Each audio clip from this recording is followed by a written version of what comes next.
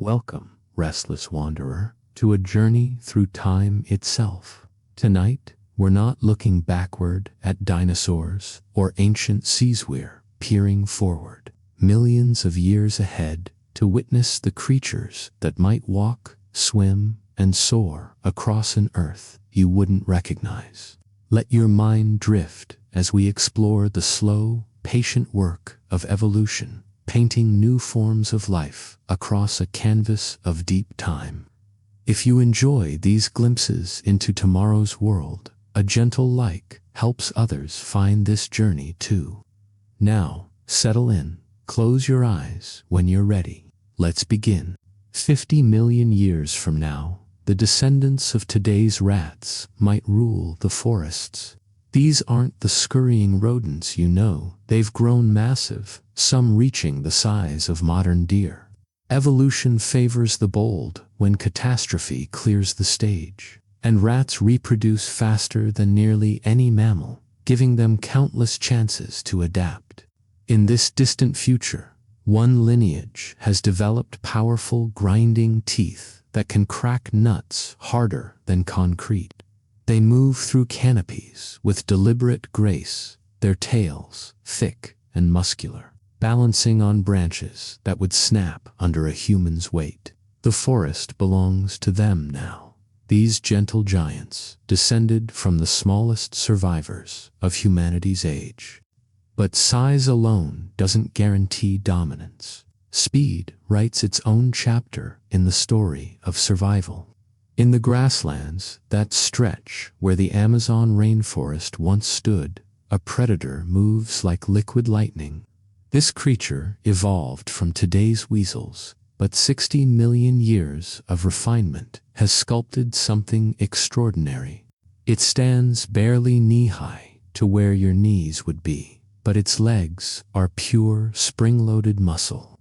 This hunter can accelerate from stillness to 60 kilometers per hour in less than 2 seconds faster than a cheetah's famous burst. Its prey never sees the attack coming.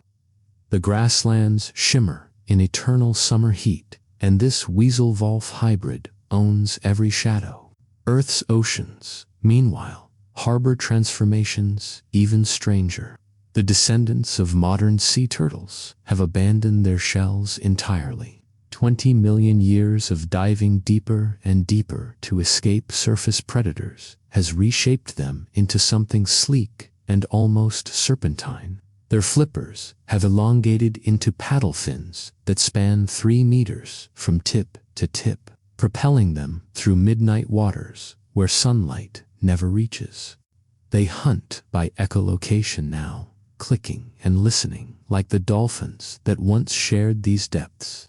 But the dolphins themselves have left the oceans, believe it or not. Some returned to land 5 million years ago, and their descendants now walk on 4 sturdy legs across coastal marshes, hunting crabs and fish in the shallows where their ancestors first emerged 100 million years before. The sky tells perhaps the most breathtaking story. Bats, those ancient masters of flight, have split into a dozen wildly different forms. One lineage has grown enormous wingspans, reaching 4 meters, larger than any bird alive in your time. These giant bats are the eagles of the future, soaring on thermal currents during the day. A behavior their small nocturnal ancestors would never attempt. Their eyes have grown huge and forward-facing, giving them the depth perception of hawks. They hunt at dawn and dusk when the light is perfect, plucking rabbit-sized rodents from open ground with talons that rival any ancient raptors. Evolution has painted them in colors too, no longer just brown and gray, but iridescent blues and greens that flash in sunlight. They are utterly, impossibly beautiful. But the small persist alongside the large. Insects, those tireless innovators, have conquered territories their ancestors never imagined.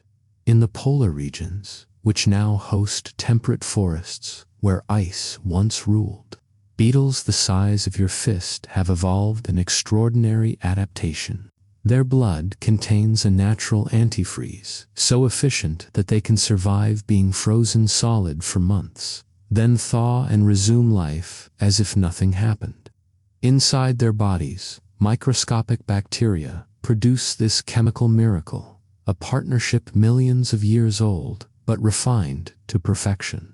These beetles are living bridges between winter and spring, hibernating in plain sight, waiting for warmth with the patience of stones. The tropical zones, pushed toward the poles by Earth's warming breath, have become crucibles of impossible diversity. Here, ants have evolved societies so complex they mirror human cities of old. One species constructs towers 3 meters tall from mud and saliva, with internal temperatures controlled by thousands of workers fanning their wings in coordinated shifts. Inside these fortresses, the ants farm fungi that exist nowhere else on Earth, a food source they've cultivated for so many generations that neither species can survive without the other. The fungus has lost the ability to reproduce on its own. The ants have lost the ability to digest anything else. Two species locked in an embrace that will last until one or both go extinct millions of years from now. But perhaps the most haunting transformation happens in the deep ocean trenches.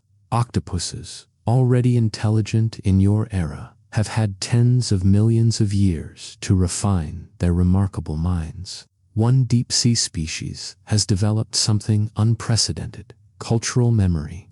These creatures live in small communities built around hydrothermal vents, and they pass knowledge from generation to generation through complex tentacle gestures and color patterns.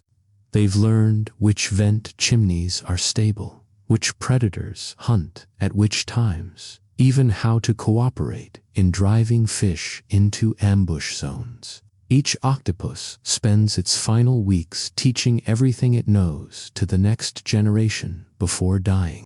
They are still short-lived, just a few years, but their collective knowledge spans millennia.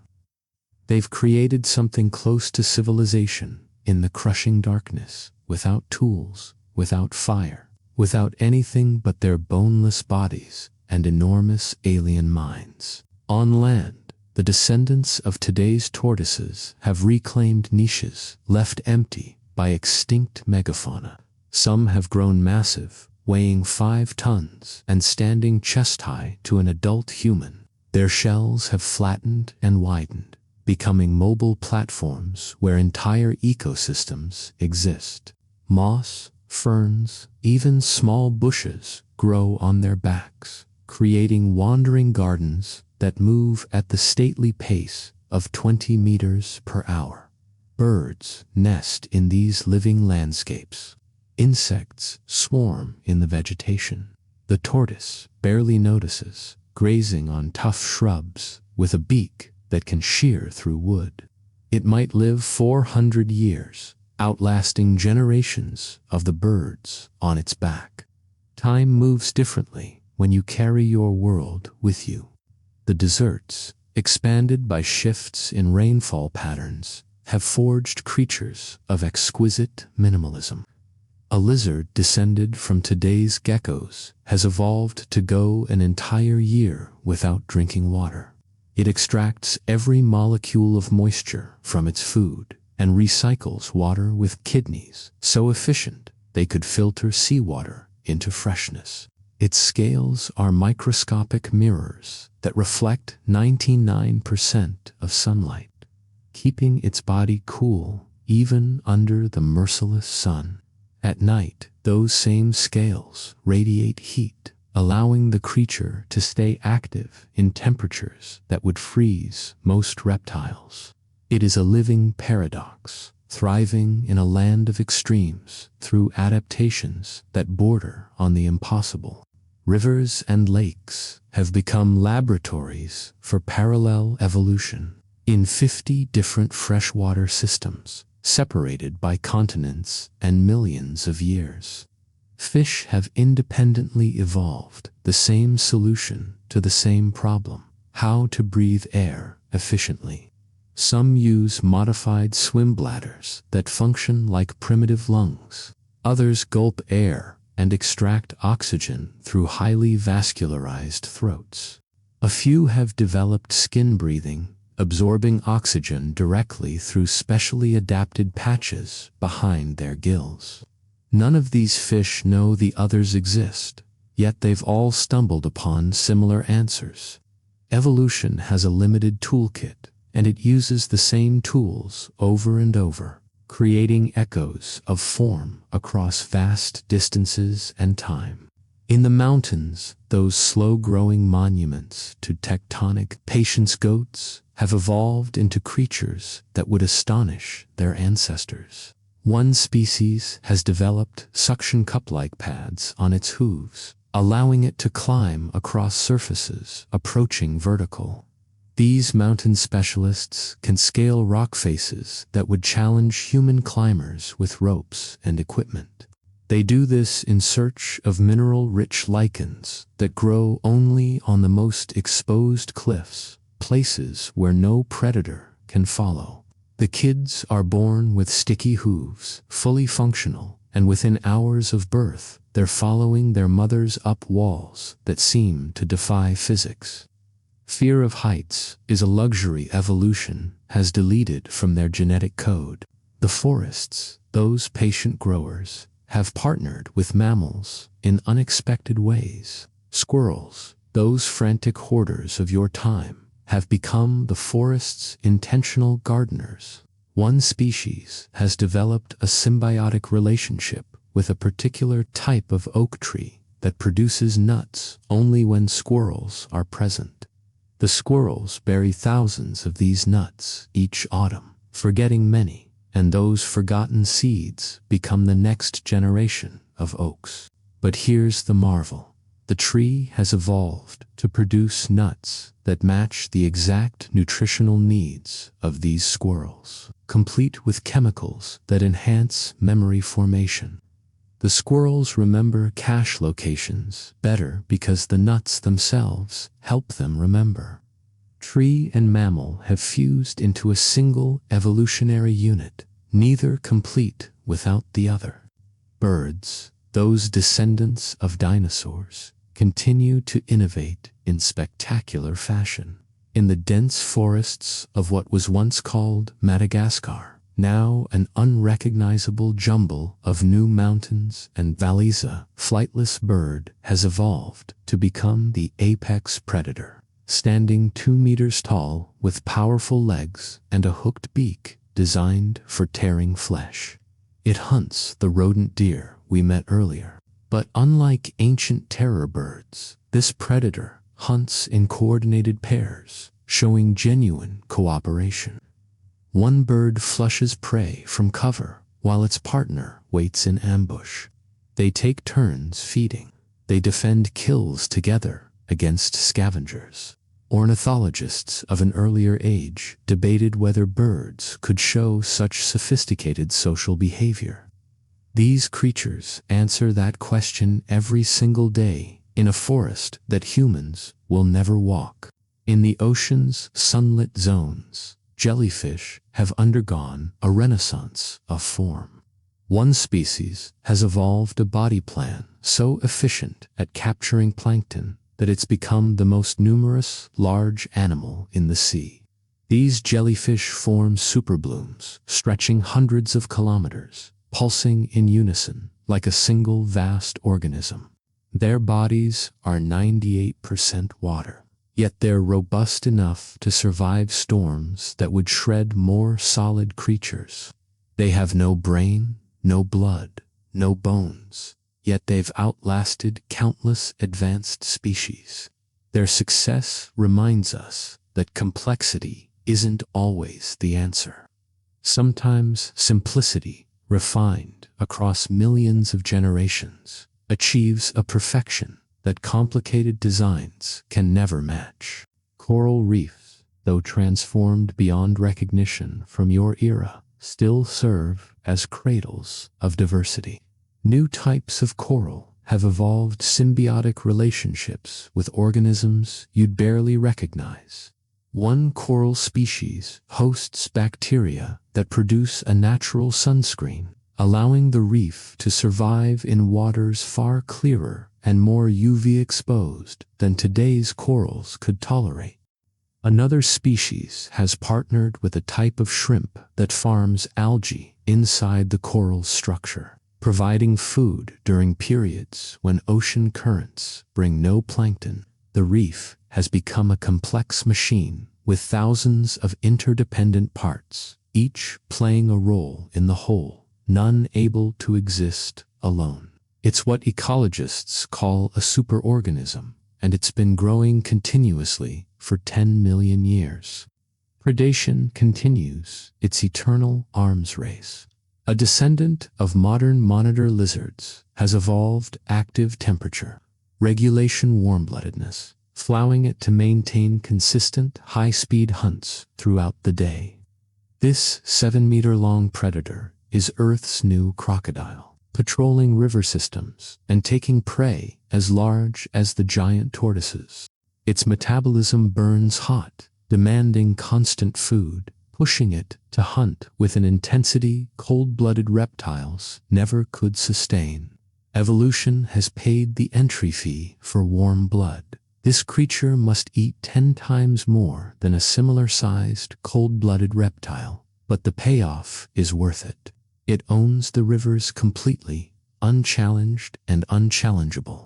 The smallest survivors tell their own epic tales. Tardigrades, those nearly indestructible microanimals, have conquered every environment Earth offers. In the driest deserts, they lie dormant for decades in a crystallized state, waiting for the rare rain. In volcanic hot springs, specialized heat-resistant species thrive at temperatures that would cook most life. In the deepest ocean trenches, pressure-adapted varieties exist under forces that would crush submarines. They've been freeze-dried, irradiated, sent into space, and survived it all. 40 million years from now, they'll still be here, unchanged and unchanging, while species around them rise and fall like waves. They are life's bedrock, proof that survival sometimes means staying perfectly still while the world transforms around you. Symbiosis has reached heights unimaginable in your era. A mammal descended from today's capybaras has bacteria living throughout its digestive system that can break down nearly any plant material, including wood and even certain plastics that still litter the environment from human times. This partnership allows the creature to thrive in habitats where other herbivores starve.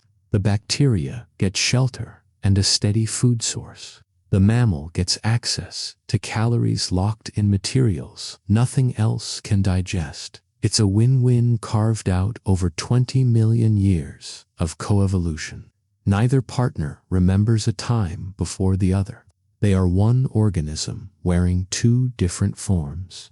The Arctic, now a temperate woodland, hosts descendants of musk oxen that have shed their thick coats and developed lean, rangy bodies suited for forest life.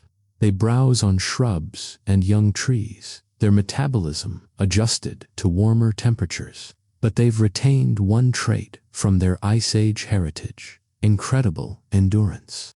These creatures can trot for days without stopping, migrating hundreds of kilometers as seasons shift. Their hearts are oversized, their lungs massively efficient, their muscles loaded with oxygen-storing proteins. They're built for marathons, not sprints, and they move through the forests like ghosts, here one day and gone the next.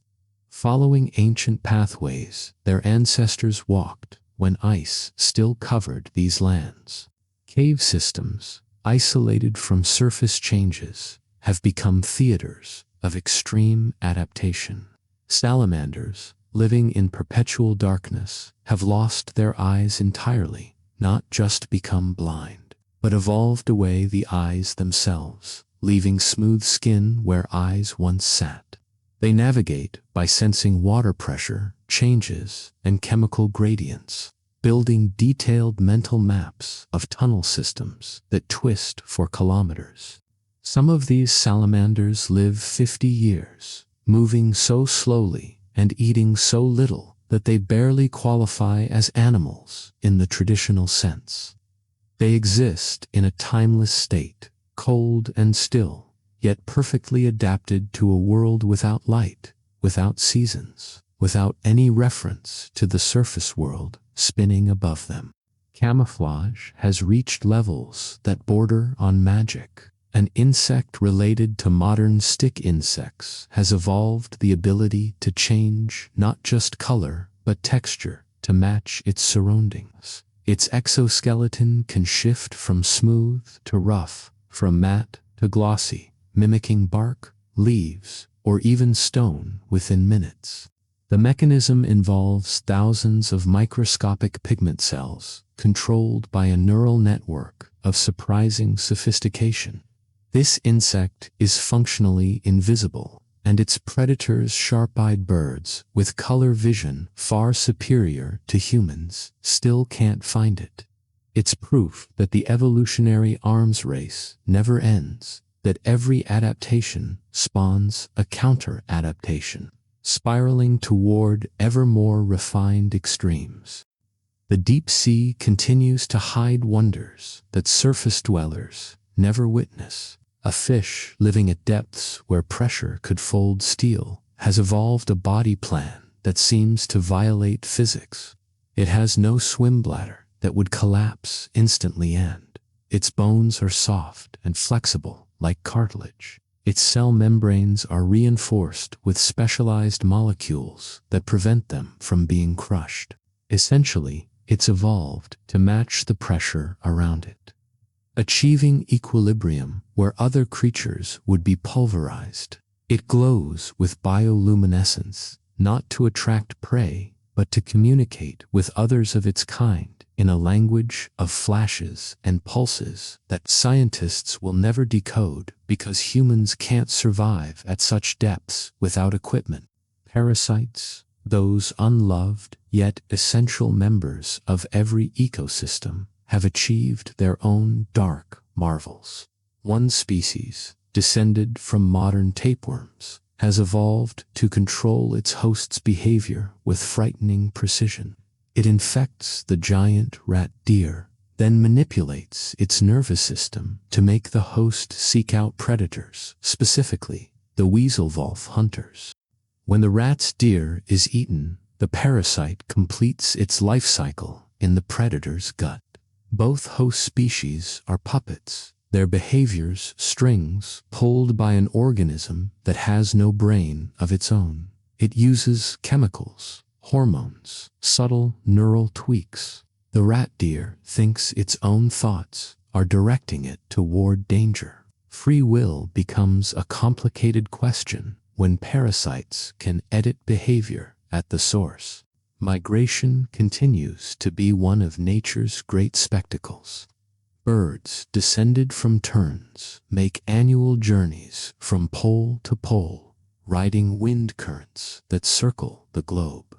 These ultra-marathon flyers travel 80,000 kilometers each year, seeing more of Earth than any other creature. They've evolved the ability to sleep while flying, shutting down half their brain at a time, while the other half keeps them airborne.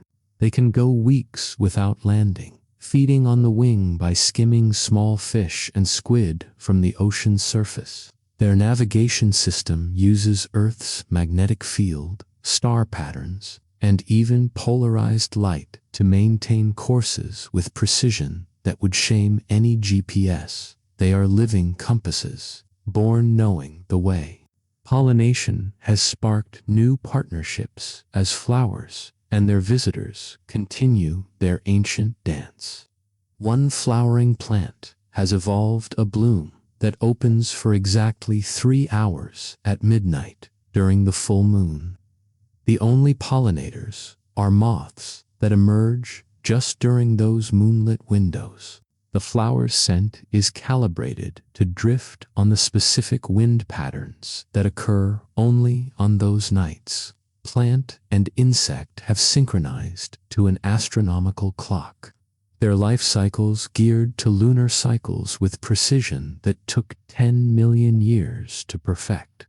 Miss the window, and both species fail to reproduce. It's evolution's high-wire act, performed every month with no safety net. The strangest transformations happen in isolation. On islands scattered across warm seas, evolution has conducted thousands of experiments in miniaturization and gigantism. Mice have become the size of cats. Lizards have shrunk to the size of ants. Each island is its own evolutionary laboratory. Pressures unique creating forms found nowhere else. One island hosts a species of carnivorous cricket that fills the niche of a mammalian predator, hunting smaller insects with the ferocity of a lion and the patience of a spider. It's absurd and wonderful. Proof that life will fill every available niche with whatever tools it has at hand, regardless of starting materials. Extinction, that eternal pruning force, has cleared many stages for new actors. The descendants of House cat's feral populations that survived whatever catastrophe ended human dominance have spread across every continent. Some have grown massive, tiger-sized ambush predators that rule forests. Others have stayed small, specializing in hunting birds and insects. One lineage has returned to a semi-aquatic lifestyle, hunting fish and crustaceans in coastal waters, their bodies sleek and otter-like.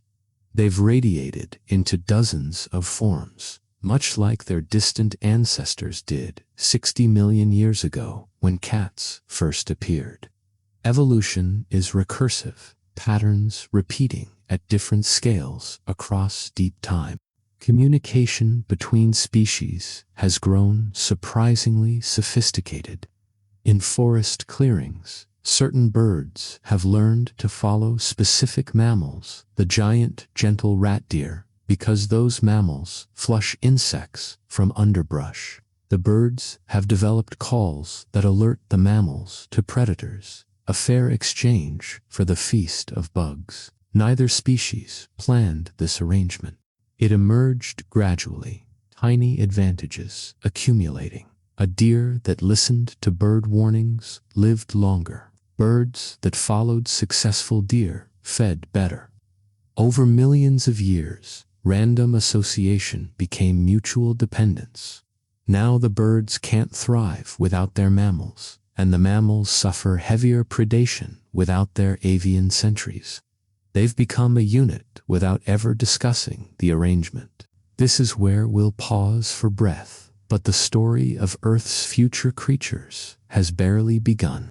In the next part of our journey, we'll dive deeper into stranger transformations, flying fish that never touch water, walking whales, and plants that hunt in ways that would shock their photosynthetic ancestors. But for now, let your mind rest on these images. Giant bats painting the sky with iridescent wings. Octopuses teaching their children in lightless depths. Tortoises carrying gardens on their backs through patient centuries. Welcome back, dreamer. Let's continue our drift through the millions of years ahead, where evolution's patient hand sculpts forms we can barely imagine from the familiar creatures of today. Close your eyes and let these visions carry you deeper into rest. In the grasslands where savannas once rolled beneath African skies, a creature moves that defies every expectation. The descendants of modern elephants have split into two remarkable lineages. One has grown smaller barely the size of a large dog with bodies designed for burrowing. These mini elephants dig complex tunnel systems using miniature tusks that work like pickaxes, their trunks acting as flexible shovels. They live entirely underground, feeding on roots and tubers, rarely seeing sunlight. Evolution has compressed their magnificence into a package small enough to hide in spaces their ancestors couldn't even see. The other lineage went the opposite direction. Megalophons, standing 7 meters at the shoulder, weighing 20 tons, with tusks that curve upward like cathedral arches. They strip entire trees of foliage with trunks so strong they can snap branches thick as human torsos. Both extremes emerged from the same starting point. Proof that evolution doesn't choose a single path, it explores every possibility simultaneously. But the most shocking elephant descendant lives in the ocean. Yes, some lineage took 2 coastal waters 30 million years ago, and the sea has reshaped them beyond recognition. Their legs have fused into paddle-like appendages, their trunks extended into long, flexible snorkels that can reach the surface while they feed on the bottom. They're the new manatees, gentle giants that graze on kelp forests in shallow seas. Their calls low-frequency rumbles that carry for hundreds of kilometers underwater, create songs that would break your heart with their alien beauty. They remember the land in their bones. Literally, their flippers still contain the finger bones of their terrestrial ancestors. Hidden beneath muscle and blubber, evolutionary history written in calcium and cartilage. The Amazon basin, though moved far from its original location by continental drift, still hosts the planet's greatest diversity. Here, frogs have achieved something no amphibian in your time managed: true powered flight. Not gliding, actual flapping flight, using modified forearms that have stretched into membrane wings. These flying frogs are no larger than your thumb, but they can hover like hummingbirds, feeding on nectar from flowers that evolved specifically for them. Their tongues have grown long and specialized. Their metabolism burns hot to fuel constant flight, and they've developed feathersies. Feathers independently evolved from modified scales. It's convergent evolution's grandest trick. 2 completely different groups of animals arriving at the same solution to aerial life. The frogs don't know they're imitating birds. They're just doing what works. In the polar forests, where warmth has brought life to regions that knew only ice, a bear lineage has evolved into something that would puzzle zoologists. These creatures have lost most of their fur, developed longer legs, and taken up a lifestyle somewhere between wolf and human. They walk upright more often than not, using their front paws now more like hands to manipulate objects with startling dexterity. They use rocks to crack open shellfish, sticks to dig for grubs, even simple traps made from bent saplings to catch birds. They haven't developed language or agriculture, but they've crossed a threshold into what you might call protoculture. Different populations use different tools, techniques passed from mothers to cubs, knowledge that accumulates slowly across generations. They are not intelligent like humans were, but they're no longer just bears either. They exist in an in-between space, and watching them work, you'd wonder if they might be the next species to ask why. The deserts have forged partnerships that border on the mystical. A rodent species has evolved a symbiotic relationship with a particular species of cactus. The rodent lives inside the cactus, hollowing out chambers in the thick flesh, gaining shelter and moisture. In return, The rodent defends the plant from other herbivores, attacks insects that might damage it, and most remarkably pollinates the flowers during the brief blooming season. The cactus provides fruits filled with seeds coated in nutrients specifically calibrated for the rodent's digestion. When the rodent eats and later excretes, those seeds germinate with high success rates.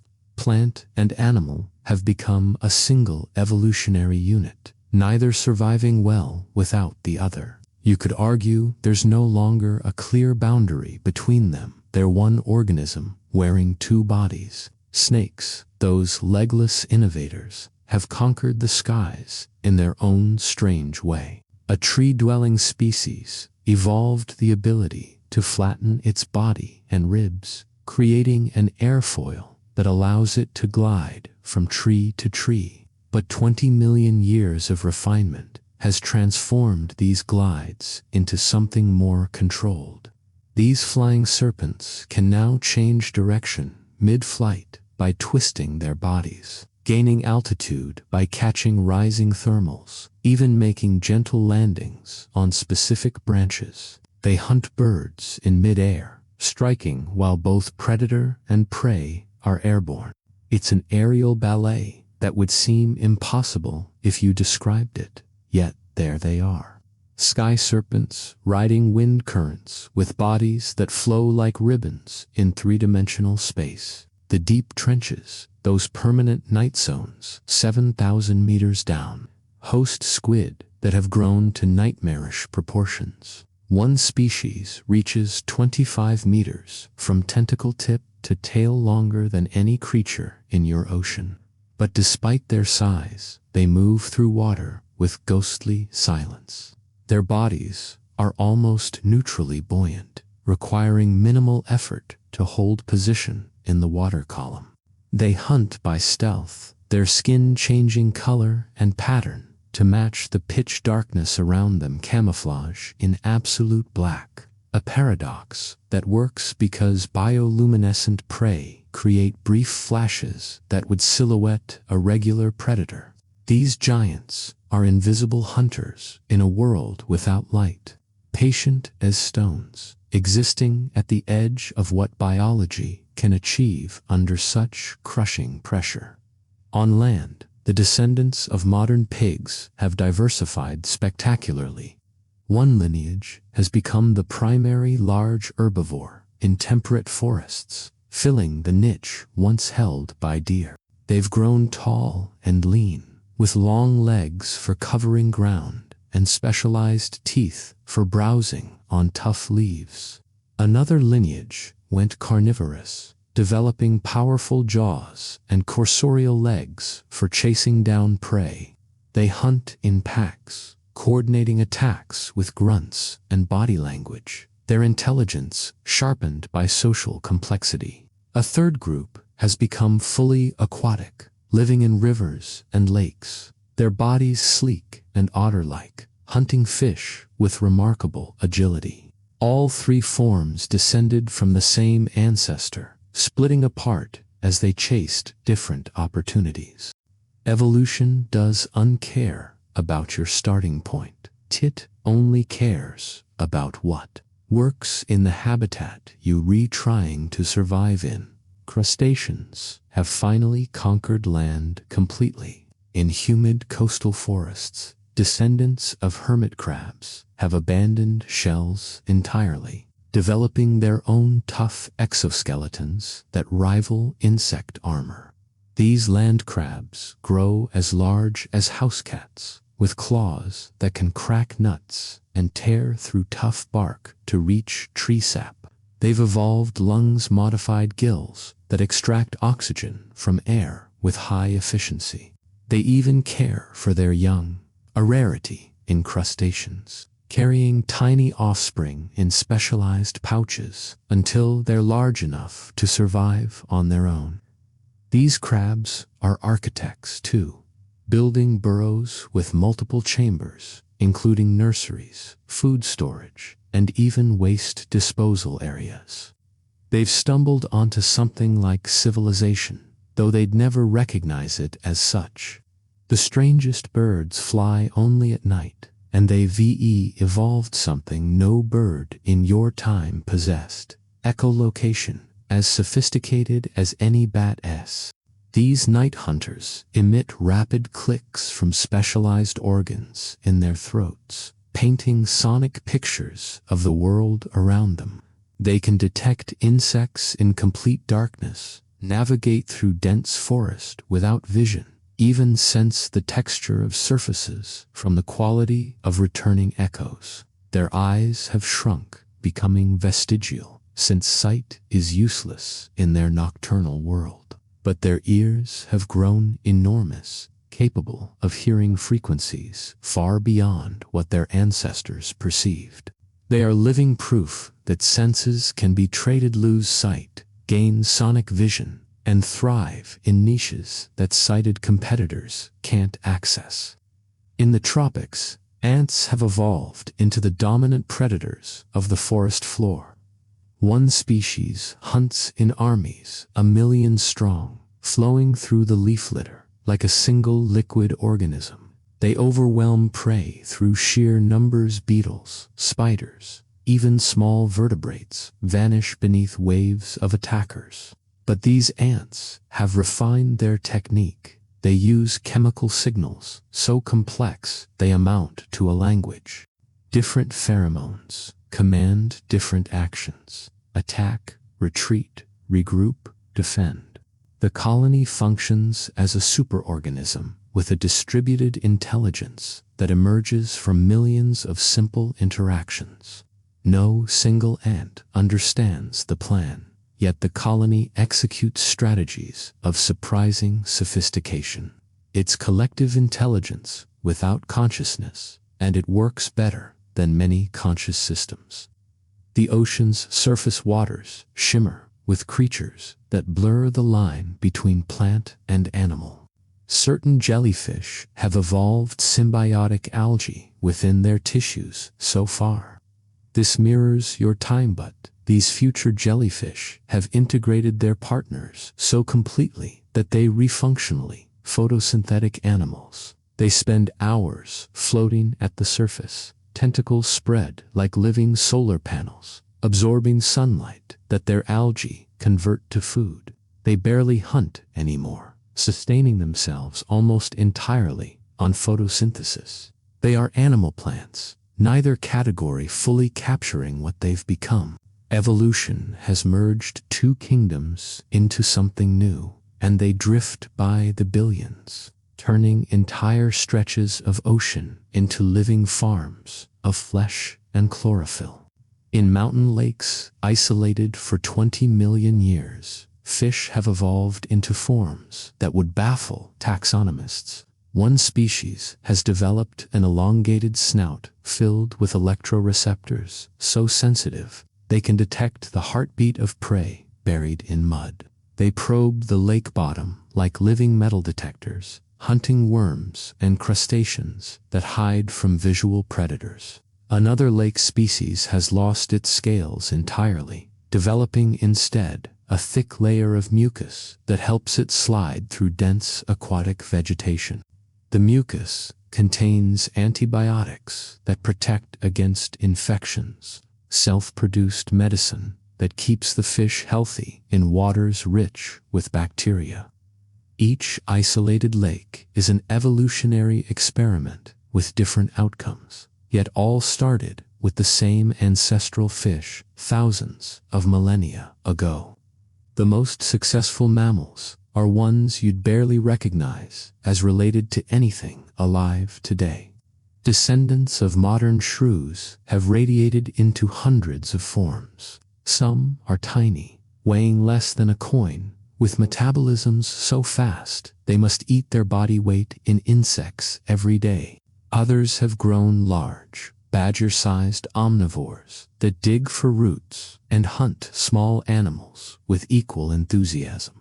One lineage has even taken to the trees, developing prehensile tails and forward-facing eyes, becoming the new primates in forests where monkeys and apes are long extinct.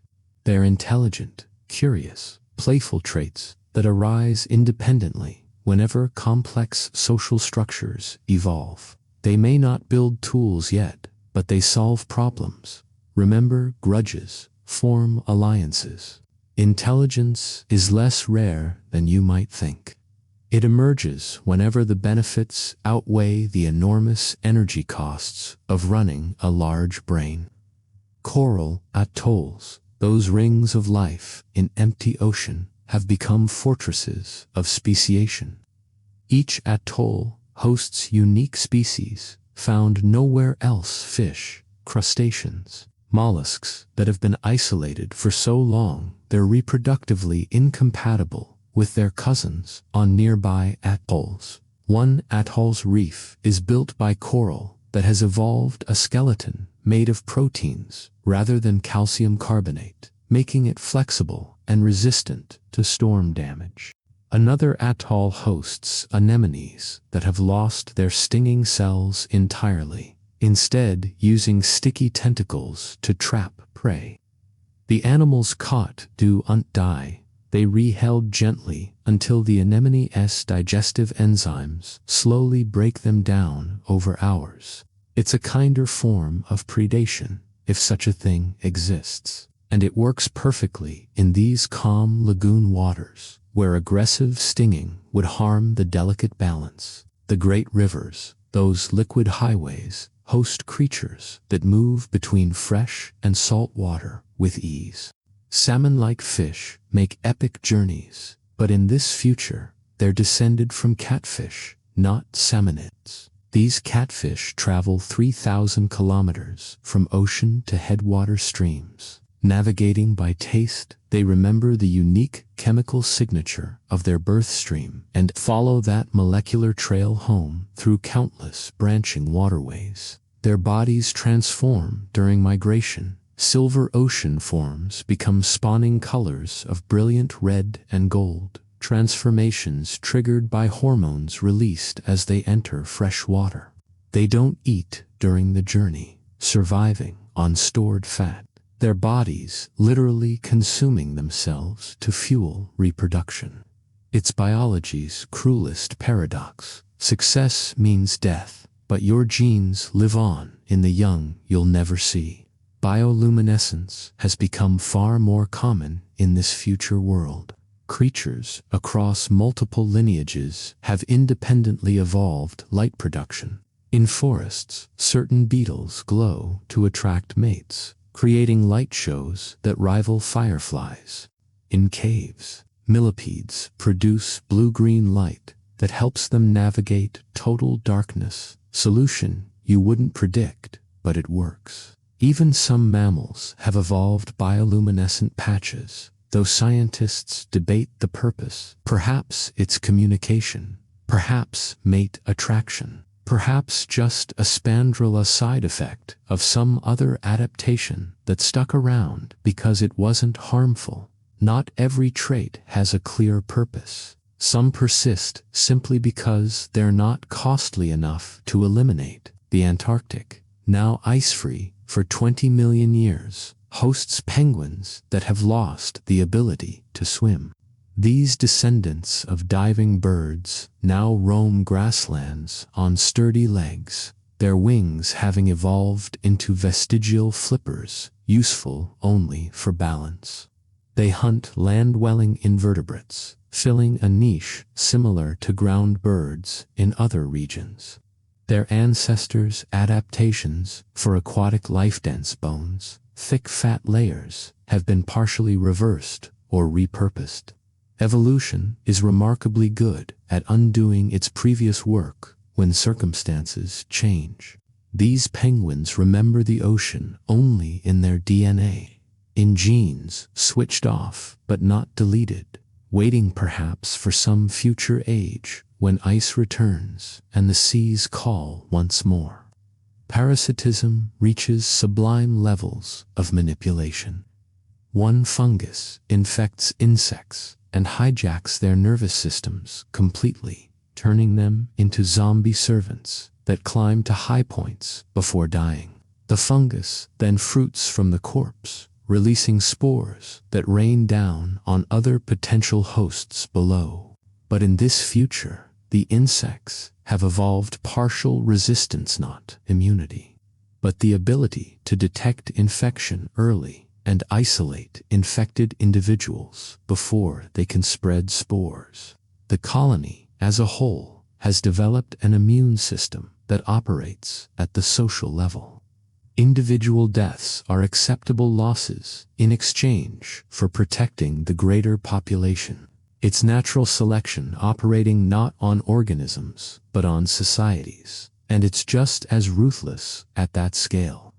The strangest transformation might be among the descendants of modern sloths. One lineage has evolved into efficient predators. Yes, predators with sharp claws that are no longer just for hanging from branches, but for slashing prey. They've accelerated, though fast for a sloth means moving at the speed of a walking human. They hunt at night using stealth rather than speed, dropping from trees onto prey below. Their metabolism remains slow, meaning they eat rarely but efficiently, taking down animals several times their size through patience and precise strikes to vital areas. They are methodical killers, and their prey never expects danger from something that moves so deliberately. Speed isn't everything. Sometimes patience is the ultimate weapon. In grasslands where seasons bring dramatic swings between flood and drought, amphibians have evolved radical solutions. One frog species can survive desiccation that would kill any amphibian in your time. As water evaporates, the frog burrows into mud and secretes a cocoon of mucus that hardens into a protective shell. Inside, its metabolism drops to nearly zero, a state called cryptobiosis, where biological time essentially stops. It can survive years like this, not quite alive, not quite dead, waiting for rain. When water returns, the cocoon dissolves and the frog emerges within hours, ready to breed, feed, and live before the next drought arrives. It's a gamble on the future, betting that the rains will return before predators, disease, or accident destroys the dormant body. Ocean currents have created highways of migration that dwarf anything in your time. One seabird species follows a route that circles the entire Pacific Ocean, a journey of 40,000 kilometers, taking 3 years to complete. The birds feed along the way, never landing except to breed once every 3 years on specific islands. They've evolved to sleep while flying, to drink seawater, excreting excess salt through specialized glands, and to navigate using magnetic fields, star positions, and even the polarization patterns of moonlight on water. They are nomads of the sky and sea, born into perpetual motion, their entire lives a single, unending journey. The soil itself teems with life evolved to extremes. Earthworms in rich forest soil have grown to a meter in length, their bodies segmented like trains with hundreds of rings. They process tons of soil annually, their castings fertilizing the forest floor with nutrients that feed every plant. But they're not alone down there. They're hunted by centipedes, equally long, armored predators with venom potent enough to paralyze the giant worms in seconds. The soil is a hidden battlefield, a three-dimensional maze where creatures hunt and flee, live and die, all invisible to surface dwellers who walk over this violent world without ever knowing it exists. Mimicry has reached levels of artistry that would astound any naturalist. One butterfly species mimics not another butterfly, but a toxic beetle, complete with fake, hardened wing covers that are actually flexible membranes painted to look rigid. Birds that would eat soft butterflies avoid it, mistaking it for the hard-shelled, poisonous beetle. But the deception goes deeper. The butterfly has even evolved a jerky, beetle-like way of walking, abandoning the graceful movement typical of its order. It has become what it mimics, down to behavioral details, through millions of years of selection, where every small improvement in the disguise meant higher survival. Evolution doesn't plan these deceptions. They emerge accidentally through tiny variations that happen to improve survival, accumulated until the fake becomes nearly indistinguishable from the real. In the abyssal plains, where no sunlight has ever reached, snails have evolved to feed on chemicals seeping from Earth's interior. These chemosynthetic communities orbit hydrothermal vents like ecosystems around a sun. But their sun is not hydrogen fusion, it's geothermal heat and mineral-rich water. The snails have bacteria living in their tissues that convert sulfur compounds into food energy. The snails are farming their internal partners, providing them with raw materials and harvesting the nutrients they produce. It's a partnership so complete that neither organism can survive without the other. They've become a single entity wearing two forms, one macroscopic and one microscopic, both essential to the functioning whole. The air itself has become a habitat fully realized. Insects have always owned the sky, but in this future they've achieved new heights, literally. Some species spend their entire adult lives aloft, never landing from emergence to death. They mate in flight. They catch other flying insects for food. They even drink by skimming water surfaces or absorbing morning dew from their own wings. Generations are born, live, and die without ever touching solid ground. They are sky plankton, drifting on wind currents that carry them across continents, their tiny bodies specks in the vast ocean of air that wraps our planet.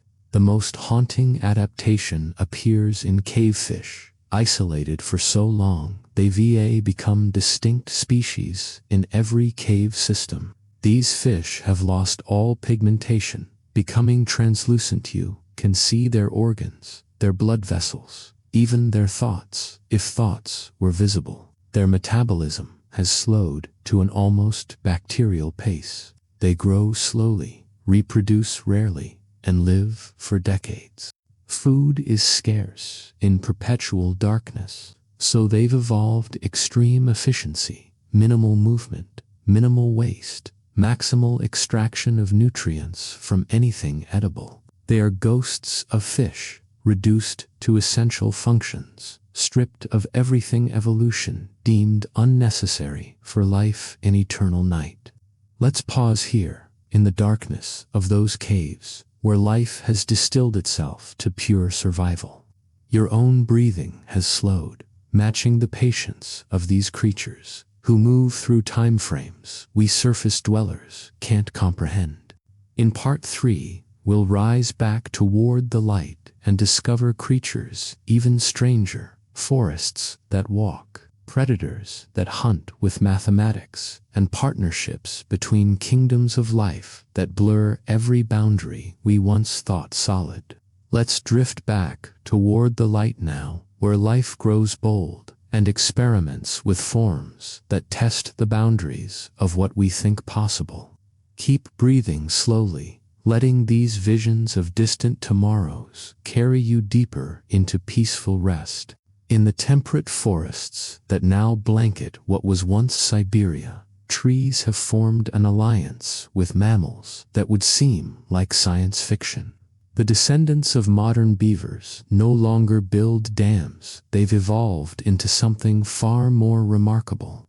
These creatures tend forests the way ancient humans tended gardens. They prune specific trees, remove competing saplings, even dig channels to redirect water toward their chosen groves. In return, the trees they favor produce nuts with shells thin enough for the beavers to crack easily, a trait that emerged over 15 million years of unconscious cooperation. The beavers aren't farming consciously, they're following instincts, but the result is identical to agriculture. They've created a landscape shaped by animal preference, and the trees have evolved to meet those preferences.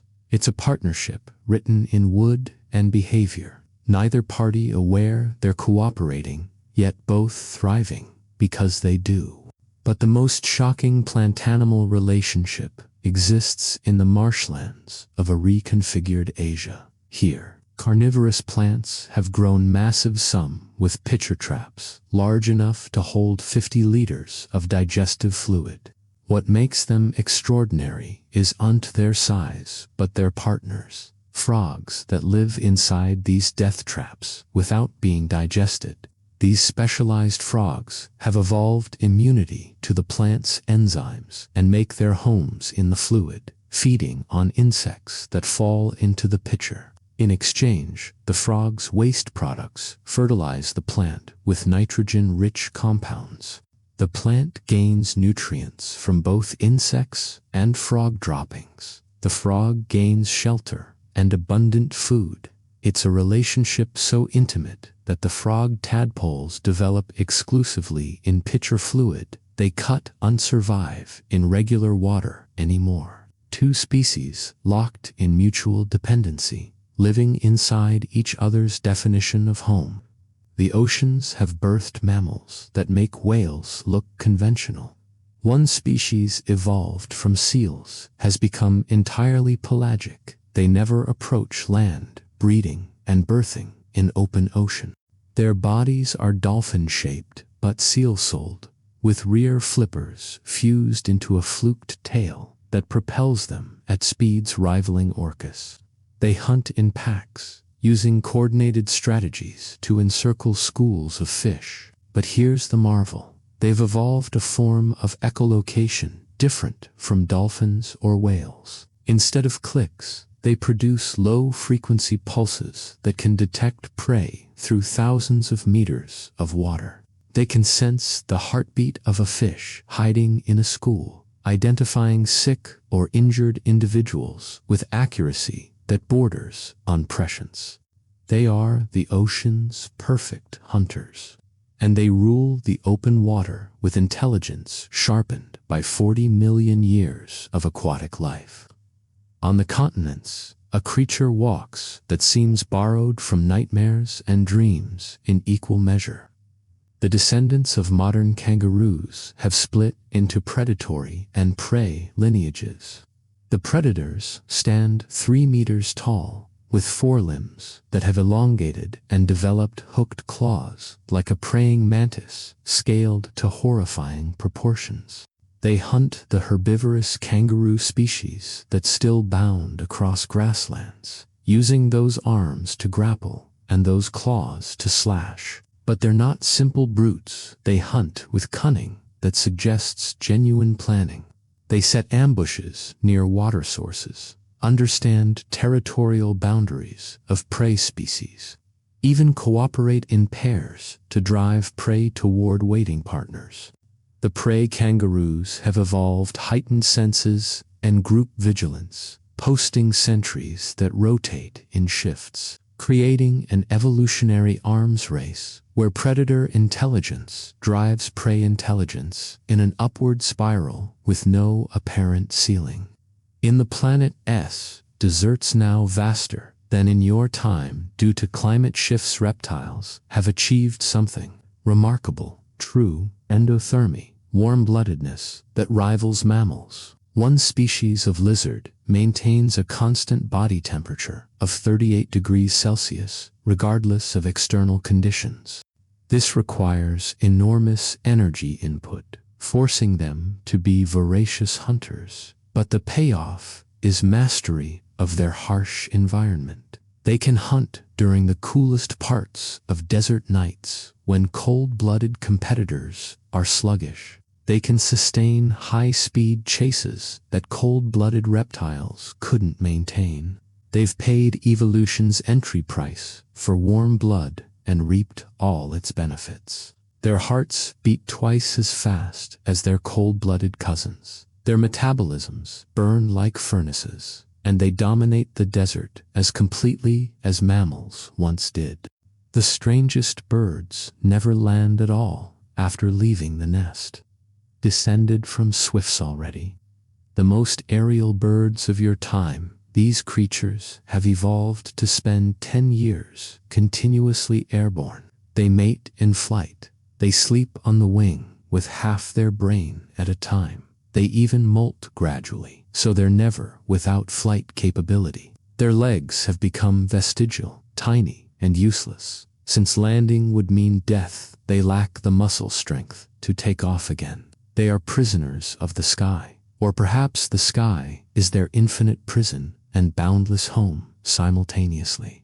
They feed on aerial planktine insects, spores, seeds drifting on wind, currents filtering the air through specialized bristles around their mouths.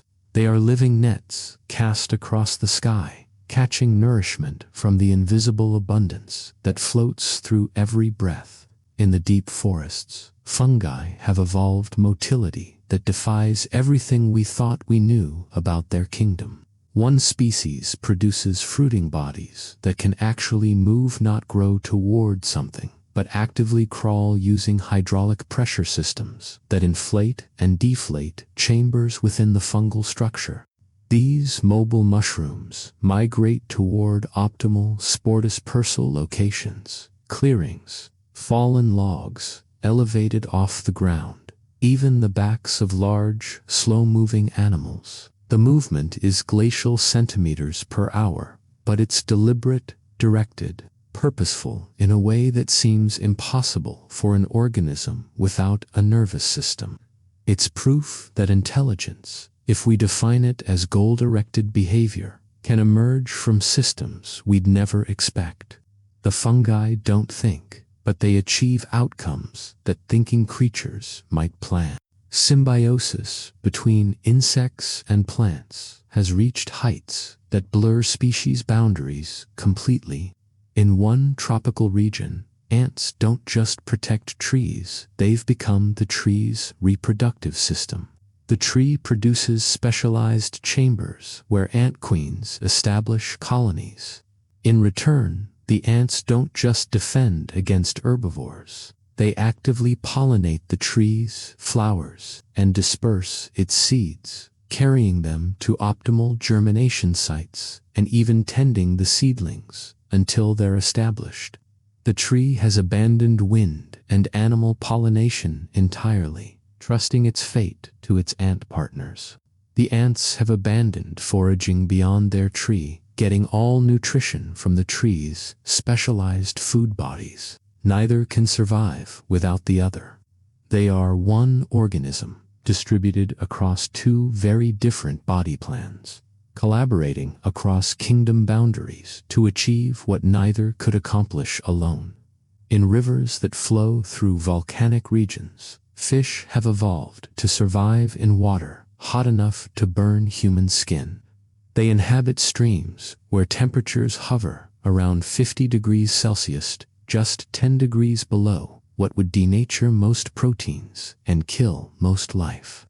These fish have specialized enzymes that remain stable at high temperatures, cell membranes with different lipid compositions that don't melt, and metabolisms that actually prefer heat. Cold water would kill them as surely as hot water kills temperate fish.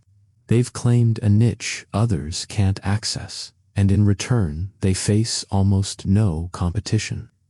Evolution often rewards specialists who can tolerate what generalists cannot. The narrow niche becomes a fortress when you're the only one who can survive there.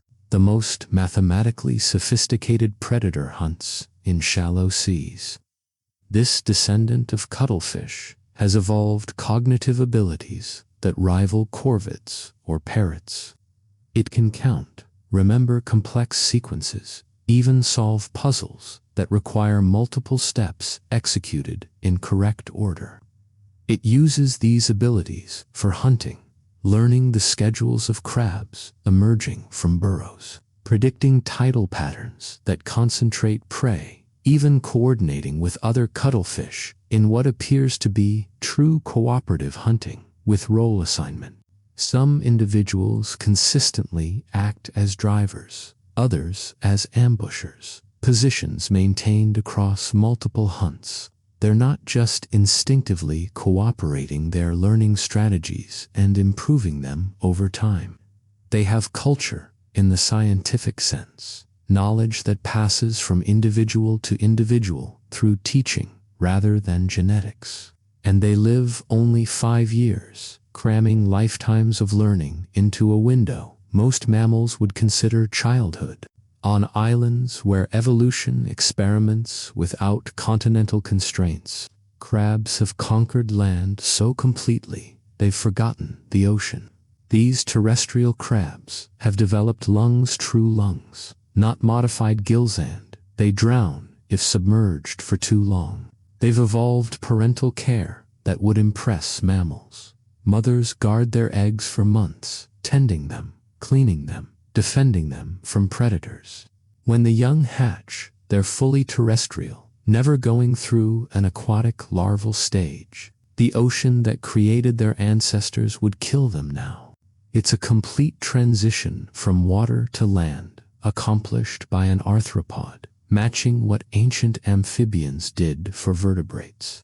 Evolution does uncare about what kingdom or phylum you belong to. It only asks whether you can survive and reproduce in your current environment.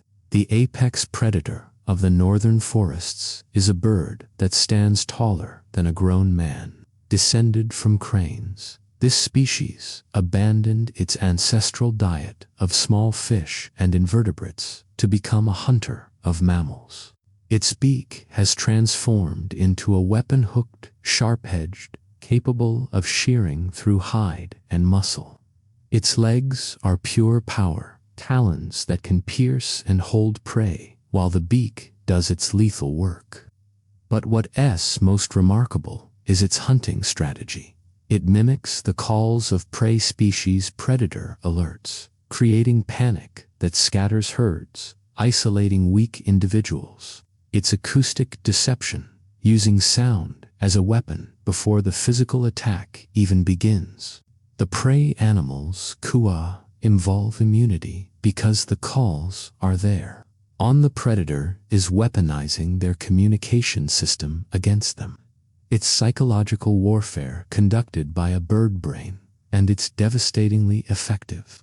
In the planet's remaining rainforests smaller than your time, but still vibrant, butterflies have evolved to mimic leaves so perfectly that the deception works at the chemical level. Their wings don't just look like leaves, they smell like leaves, producing the same volatile compounds that plants emit. Predatory insects that hunt by scent overlook them completely. Birds that hunt by sight can't distinguish them from foliage. Even herbivorous insects sometimes land on these butterflies, mistaking them for food, only to be confused when their mouthparts find nothing digestible. The butterfly wins either way. If the herbivore stays, it deters predators. If it leaves, the butterfly remains camouflaged. It's a deception so deep that even chemical analysis would struggle to reveal the truth.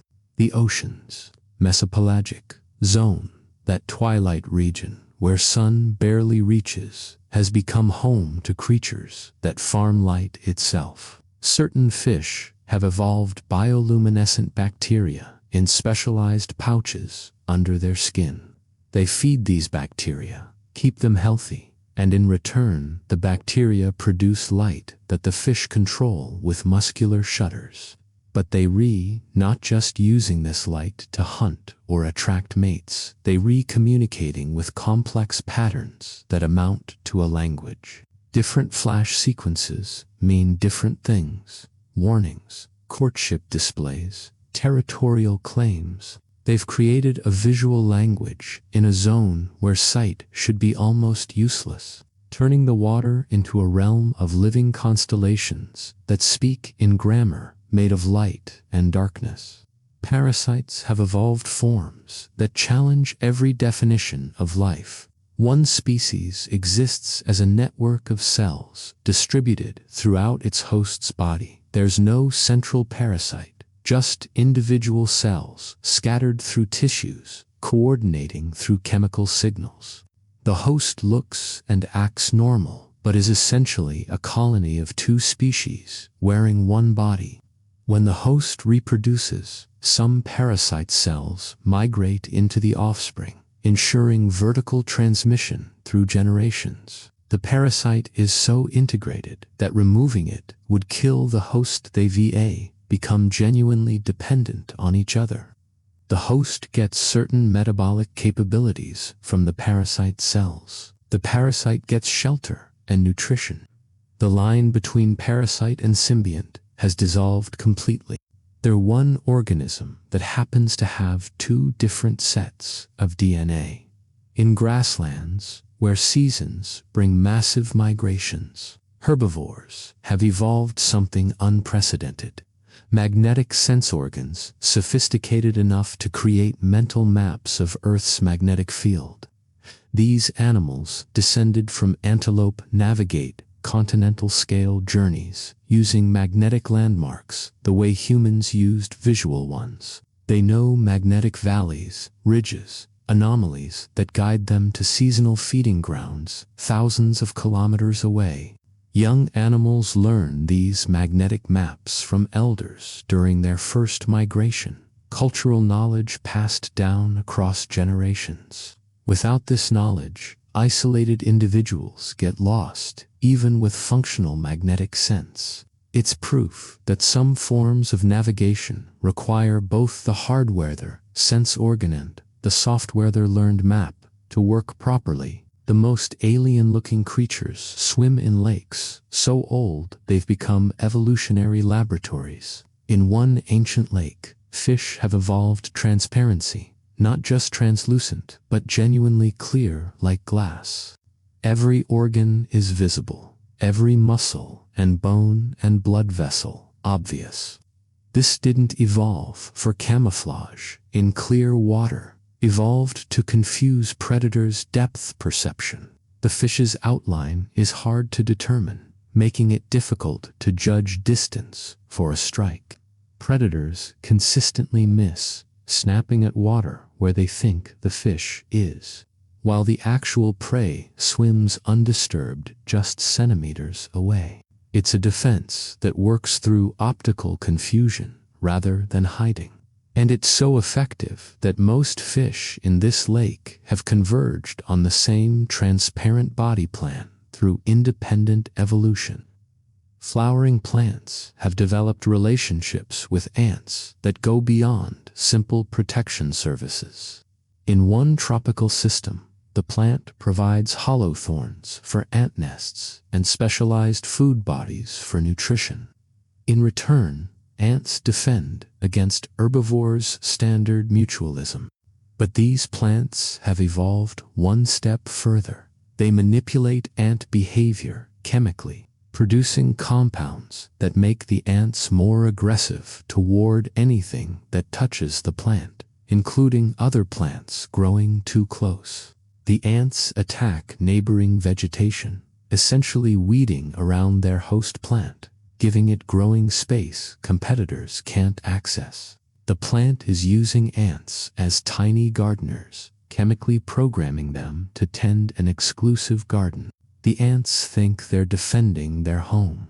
They are, but they're also being manipulated at the molecular level to serve the plant's agenda.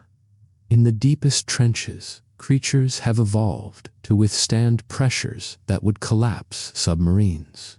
One fish has no swim bladder, no air spaces of any kind. Its body is essentially the same density as the water around it, achieving equilibrium with the crushing weight above. But it's not just passively resisting pressure. Its proteins are different. stabilized by specialized amino acids that keep them functional at pressures that would unfold normal proteins, like origami, in reverse. These fish are living at pressures approaching 1,000 atmospheres that est a ton of force on every square centimeter of body.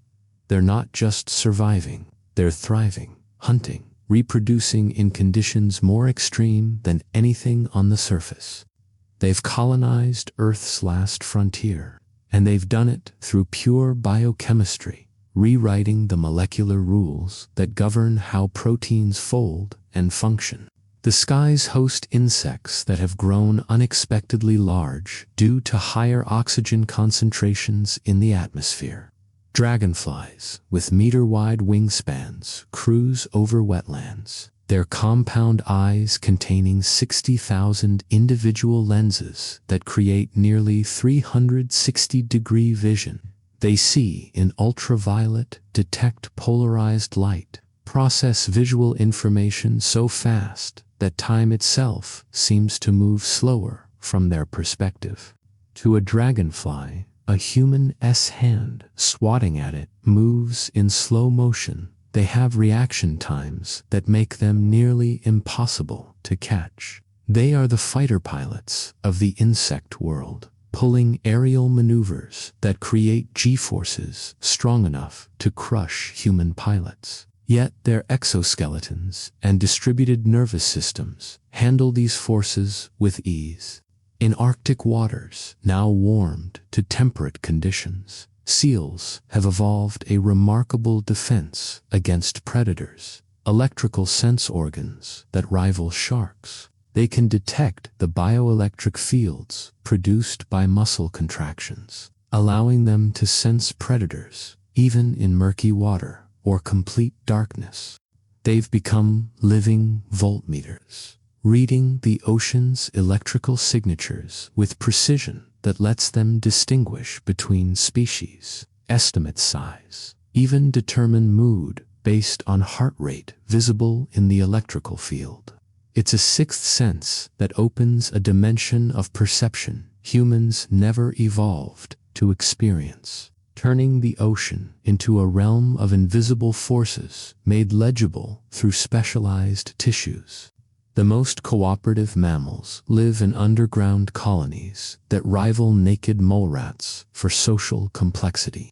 These descendants of prairie dogs have evolved eusocial behavior. One breeding queen, sterile workers, soldiers who defend the colony, even specialized castes for different tasks. The colony functions as a superorganism where individuals are expendable, but the whole persists.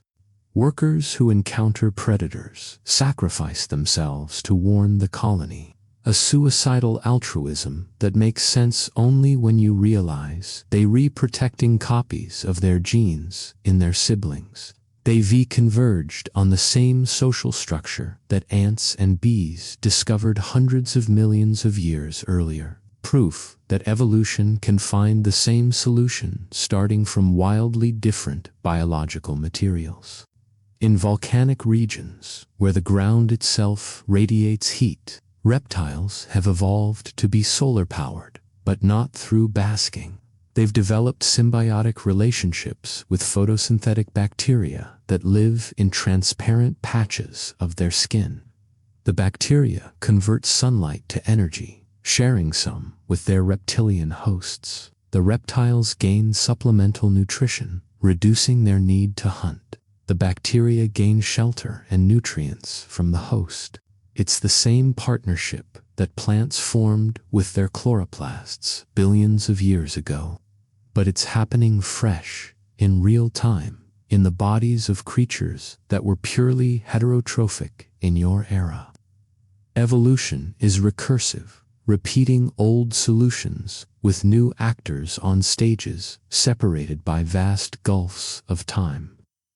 The most haunting singers live in deep caves where sound echoes for seconds. Blind crickets have evolved songs of staggering complexity patterns that use the cave's acoustics to create harmonics, reverberations, standing waves that no single cricket could produce alone. Multiple individuals sing in coordination, their timing precise to the millisecond, creating orchestral effects from simple chirps. The songs encode information about the singer's size, health, genetic quality, all the usual things, but also about the cave itself. Each cave's acoustics produce unique harmonics, meaning songs from different caves sound different even when the crickets are the same species. They've evolved to use architecture as an instrument, making music from stone and darkness that would move you to tears if you could hear it. Let this music fade now, those harmonies echoing from caves you'll never visit, sung by creatures that exist only in the deepest future. Part 4 awaits, where we'll explore even stranger partnerships. Plants that hunt mammals, insects that herd animals like ranchers, and creatures that exist at the very edge of what life can be.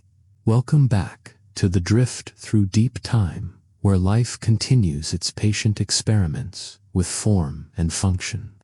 Let these visions of tomorrow's world carry you deeper into the soft darkness of sleep.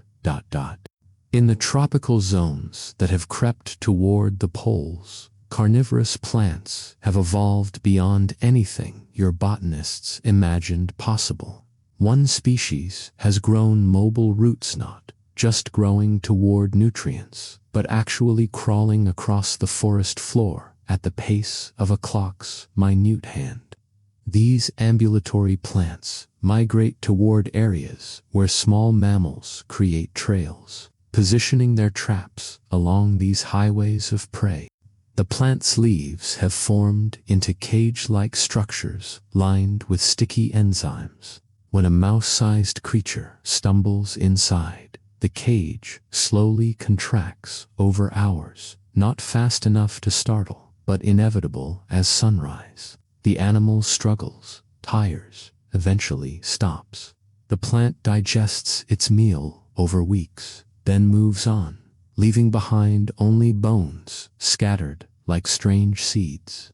Its predation conducted at botanical speed, patient as stone, but just as deadly.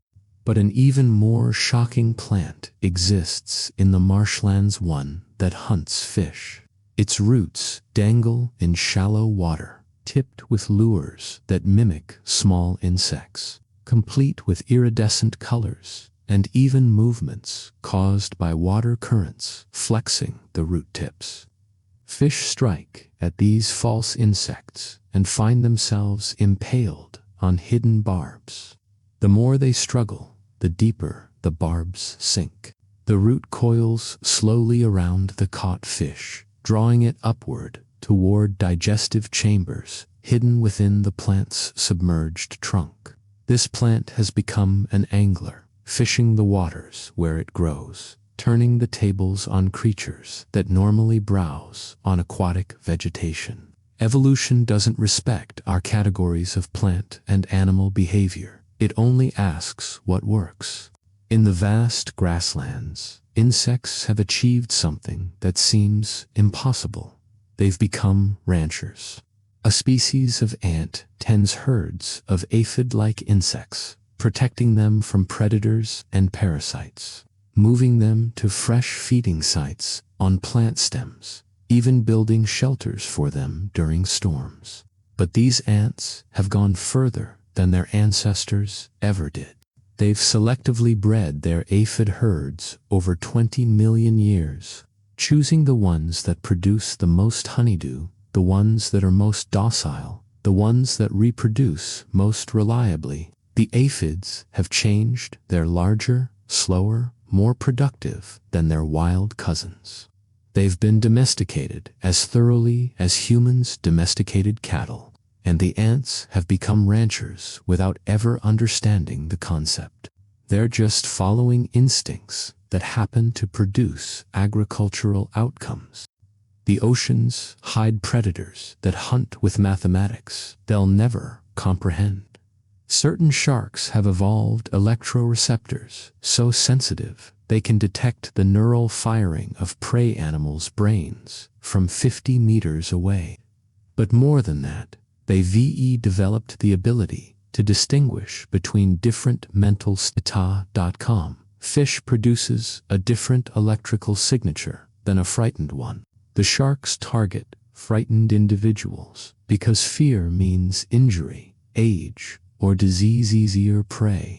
They're reading minds through electromagnetic fields, selecting victims based on psychological state, translated into voltage differentials measured in millionths of a volt. It's a form of intelligence without consciousness, computation without understanding, and it's absolutely lethal.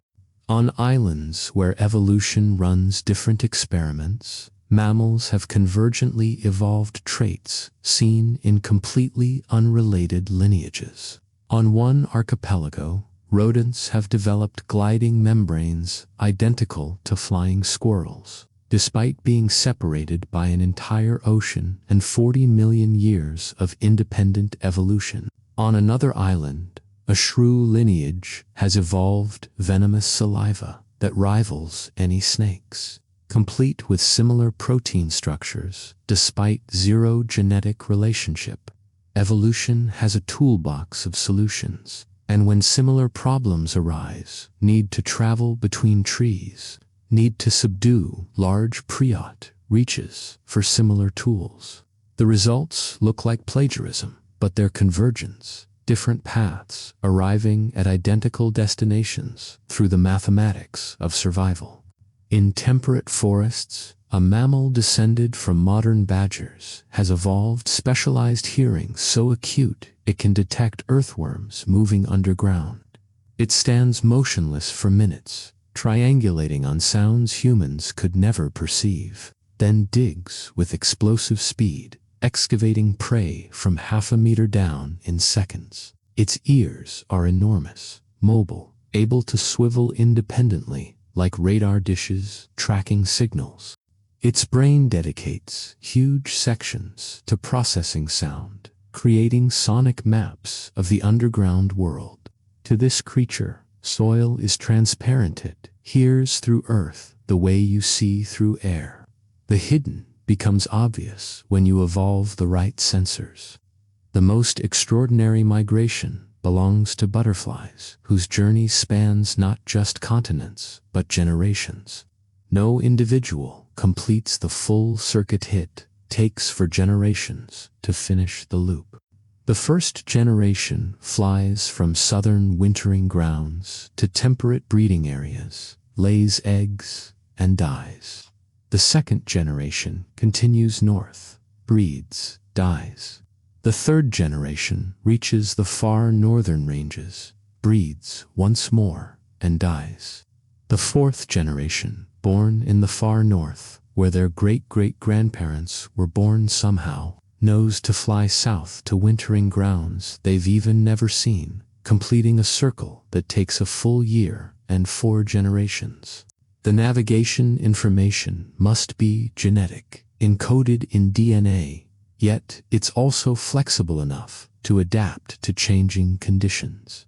It's a miracle that happens annually, unremarked by the butterflies themselves, who simply follow instructions written in molecular language they can't read but must obey. In the deep sea, creatures have evolved transparency as extreme as anything in surface waters. One species of jellyfish is so perfectly clear that scientists will find it only by accident when they observe fish seemingly eating empty water. The jellyfish's bell is invisible, its tentacles mere shimmer, even its digestive system is see-through. It achieves this through cell structures that perfectly match the refractive index of seawater light, passes through without bending, without scattering, as if the jellyfish isn't there at all. Its invisibility achieved not through active camouflage but through passive optical matching. The jellyfish is a ghost, haunting the midnight waters, catching prey that never sees the trap closing. On continents reshaped by plate tectonics, Predators hunt with cooperative strategies that rival wolf packs in your time. But these predators are birds descended from caracaras that hunt in groups of 6 to 8 individuals. They assign roles: scouts that locate prey, drivers that herd them toward ambush points, ambushers that make the kill, and guards that defend the carcass from scavengers. Positions rotate through the flock over time, suggesting their learned roles rather than fixed by genetics. Young birds apprentice with adults for years, learning not just how to hunt, but how to think tactically. They re-demonstrating what scientists call social intelligence cognition that emerges from group living and could undevelop in solitary species. The flock is smarter than any individual bird, and that collective intelligence makes them the dominant terrestrial predators of their region. In rivers that flow through limestone country, fish have evolved to navigate by taste alone.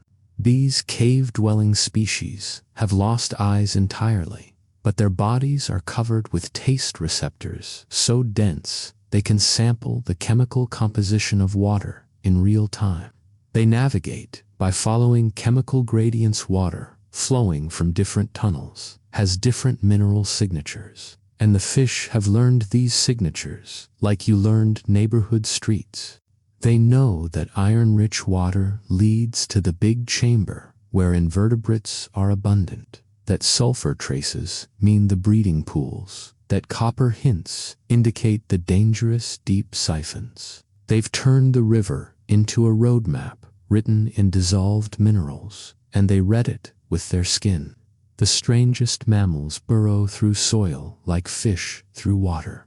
Descended from moles, these creatures have grown to the size of large dogs, with massive front claws that can excavate through any soil type.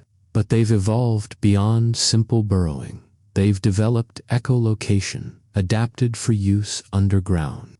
They emit low-frequency sounds that travel through soil, listening for echoes that reveal tunnels, roots, prey, even the texture and moisture content of Earth ahead.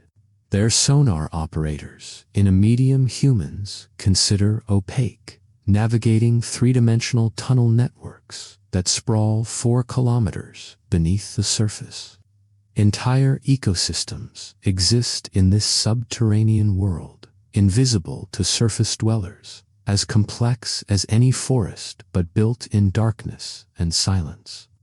In the tropics, spiders have evolved communal webs so vast they span entire valleys. Thousands of individuals contribute to structures that can exceed 100 meters across, catching everything from tiny midges to birds. But these spiders have developed something unprecedented: division of labor. Some individuals specialize in web construction, others in prey capture, still others in defense against predators and parasites. There are even undertaker spiders who remove dead colony members to prevent disease.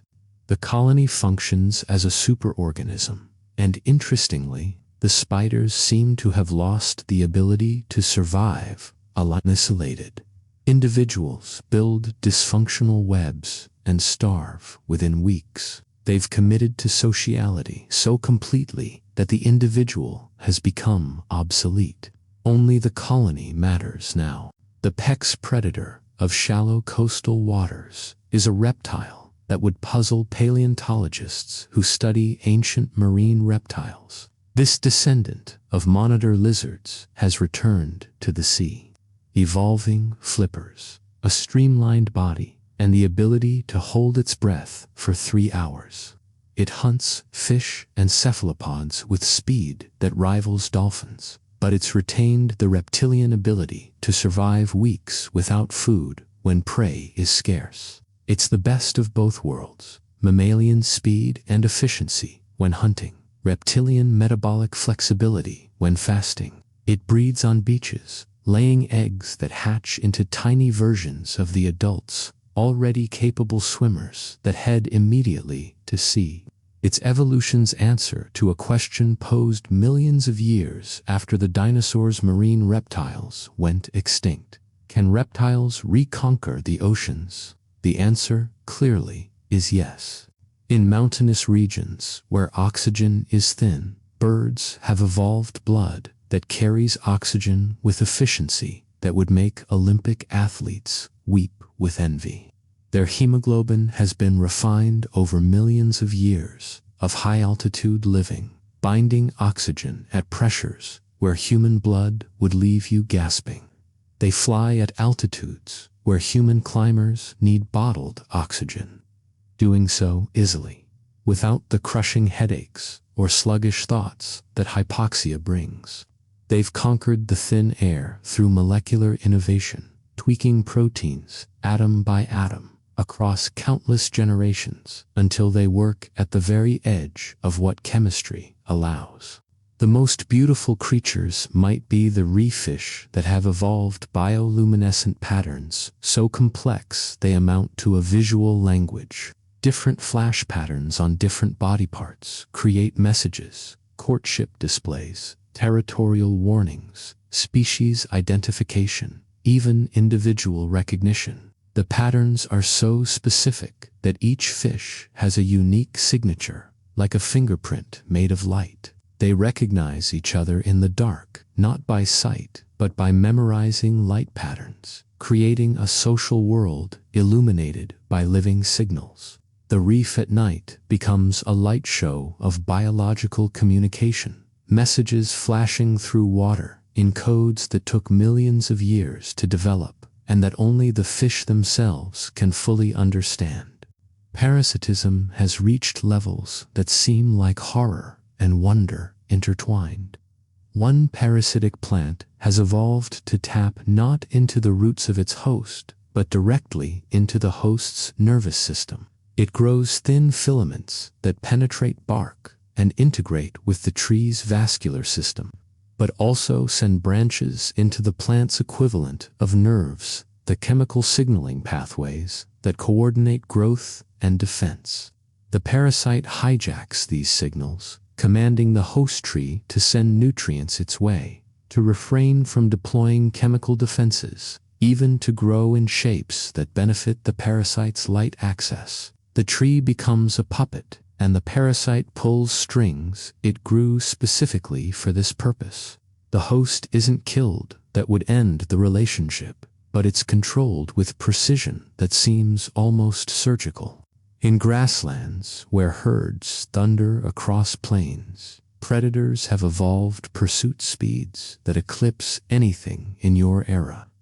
One species descended from a carnivorous kangaroo lineage can bound at speeds approaching 90 kilometers per hour for sustained periods. Its legs are spring-loaded mechanisms of bone and tendon that store and release energy with each leap, making locomotion energetically cheaper than running would be. It doesn't chase prey in straight lines, but uses its incredible maneuverability to cut corners, intercepting fleeing animals by predicting their paths. It's evolution's answer to the cheetah, achieving similar speeds through completely different mechanics.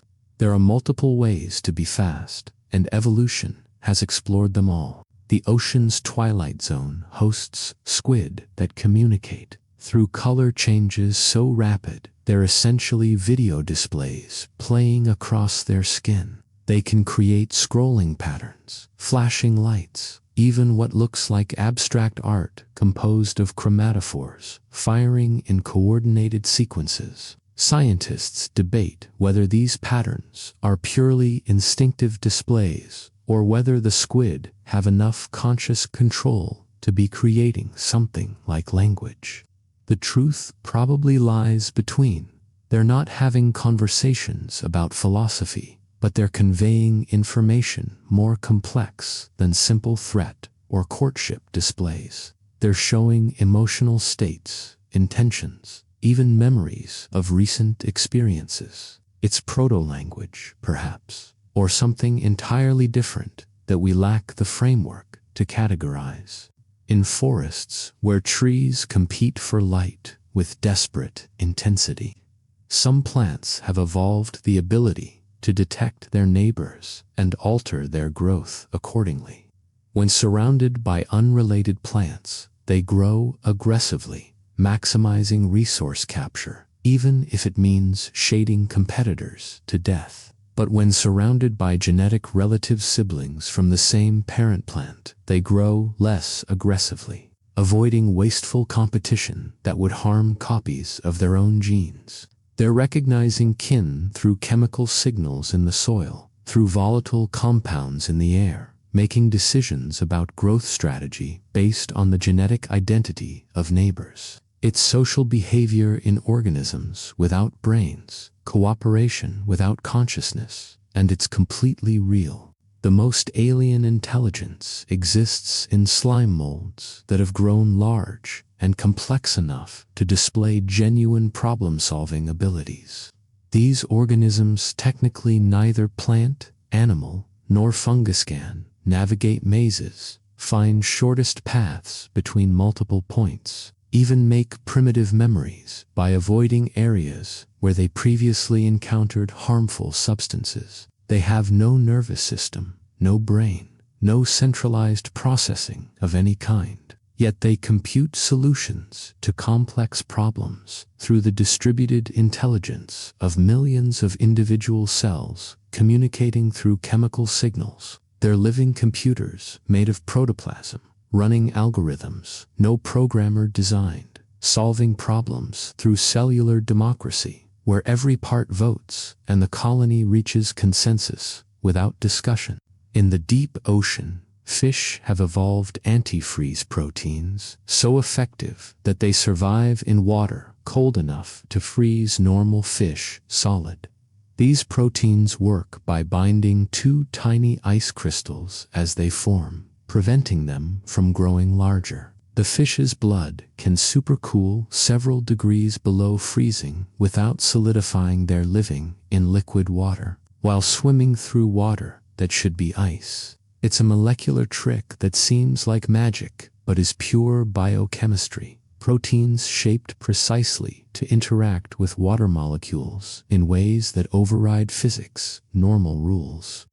On land, the descendants of modern tortoises have evolved shells that serve as mobile ecosystems in ways even more elaborate than we discussed before. The latest species has shells with specialized grooves and chambers that collect rainwater, creating miniature ponds where tadpoles develop, where insects breed, where entire food webs exist on the back of a single reptile. The tortoise gains nothing obvious from this arrangement. The ecosystem is just parasitic, but it doesn't harm the tortoise either. And millions of years have transformed random crevices into optimized structures that maximize ecosystem complexity. The tortoise has become ambulatory habitat, its shell, a world that walks. The most successful scavengers are insects that have evolved to detect death with supernatural precision. These beetles can smell a dying animal not dead, but dying from 10 kilometers away. They home in on the scent of cellular breakdown, of metabolism shifting into failure mode, arriving hours before death occurs. They lay eggs in the dying creature, so their larvae hatch into fresh carrion, getting a head start on competitors. It's morbid but efficient, and it means these beetles are often present at death scenes, witnesses to the final moments of animals whose species they'll never understand, performing their essential role in the great recycling that makes continued life possible. In Arctic waters, seals have evolved the ability to echolocate through ice. They produce clicks that penetrate meters of frozen seawater, listening for the echoes that reveal breathing holes, predators, or prey beneath the frozen ceiling. The ice is their sky, and they've learned to read its topology through sound, creating mental maps of the underside of the ice sheet. They know which areas are solid, where there are cracks for breathing, where the ice is thin enough to break through if they need emergency access to air. They're living in an upside-down world where danger comes from below and salvation lies above, and they've adapted to this reversed reality through acoustic innovation. The strangest partnership exists between a carnivorous plant and a species of frog that seems to worship it, not consciously, but behaviorally. The frogs gather around these particular plants, calling in synchronized choruses that attract insects. The insects, coming to investigate the frog calls, get caught in the plant's traps. The frogs benefit because they catch some of the attracted insects. The plant benefits from catching the rest. Neither species planned this. It emerged through coincidental association that proved mutually beneficial, then was reinforced by selection over millions of years until it became obligate. The frogs can't breed successfully without the plants providing concentrated insect availability. The plants catch fewer insects in areas where the frogs are absent. They need each other now, and the frog choruses around carnivorous plants have become one of the ecosystems defining sounds, prayer songs to vegetable gods that actually grant their requests. Let these images settle now, like sediment through water. Frogs singing to killer plants, fish reading chemistry with their skin, spiders building societies in silk, and creatures everywhere forming partnerships that blur every boundary. In Part 5, our final movement through this symphony of possible tomorrows, will witness the strangest adaptations of all creatures that have pushed life to its absolute limits and beyond. Here we are, in the final stretch of our journey through the deep future, where life has pushed itself to the very edges of possibility. Let these last visions carry you into the gentlest sleep, where dreams and tomorrow blend into one. In the harshest deserts, where temperatures swing from blistering heat to freezing cold within hours, a creature exists that challenges our very definition of life. This descendant of modern tardigrades has grown large, nearly the size of your thumbnail, and it has mastered the art of suspended animation so completely that it spends 95% of its life essentially dead. When conditions are wrong, it desiccates into a crystalline state where its metabolism stops entirely. No heartbeat, no breathing, no cellular activity whatsoever. It's a biological fossil waiting. When rare rains arrive, it rehydrates within minutes and lives frantically for a few days, feeding, reproducing, storing energy before the water evaporates and it crystallizes again. It might experience only a few months of active life across a century of existence.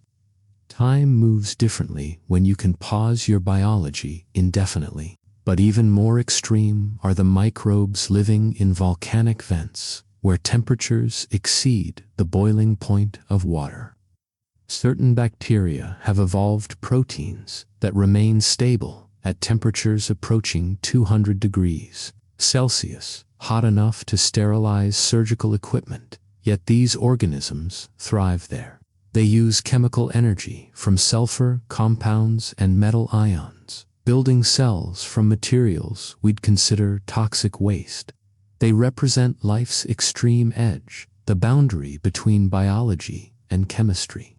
They're so different from surface life that scientists debate whether they share a common ancestor with us or evolved independently when conditions were right. They might be Earth's second genesis, life starting over with different rules in an environment that would annihilate everything familiar. In the skies, descendants of modern albatrosses have evolved to never land after fledging until they're ready to breed a period that might span 15 years. These birds ride wind currents across entire ocean basins, sleeping on the wing, drinking seawater, catching flying fish and squid that leap from the waves. Their wings are locked in the extended position by specialized joints that require no muscle effort to maintain their biological gliders, burning minimal energy as they trace invisible highways of air. Their bodies are so perfectly adapted to flight that their legs have atrophied to useless stubs. Landing would be fatal. They lack the strength to take off again. They've given themselves completely to the sky, and the sky sustains them for decades before they finally return to land for the brief, frantic business of reproduction.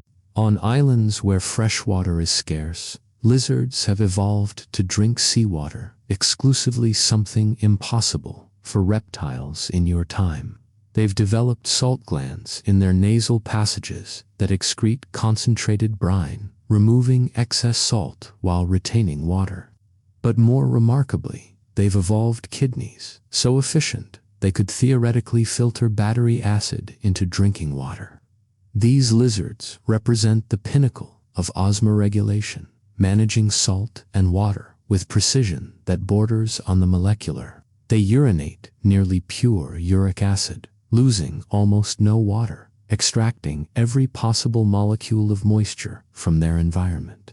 They've solved the problem that kills most creatures in saltwater environments, maintaining internal chemistry while surrounded by solution that would pull moisture from their cells through osmosis. In the deepest parts of old-growth forests, fungi have formed networks so vast and interconnected that they function as a single entity spanning thousands of hectares. This fungal internet, sometimes called the wood-wide web, connects trees of different species, facilitating nutrient transfer, information exchange about threats, even coordinated defense responses. But in this future, the fungal network has grown sophisticated enough to display something like distributed cognition. The network optimizes resource flow, predicts seasonal changes based on temperature and light patterns, even appears to make decisions about which trees to support and which to let fail. There's no central processor, no fungal brain, yet the network exhibits goal-directed behavior that emerges from billions of hyphal connections operating in parallel.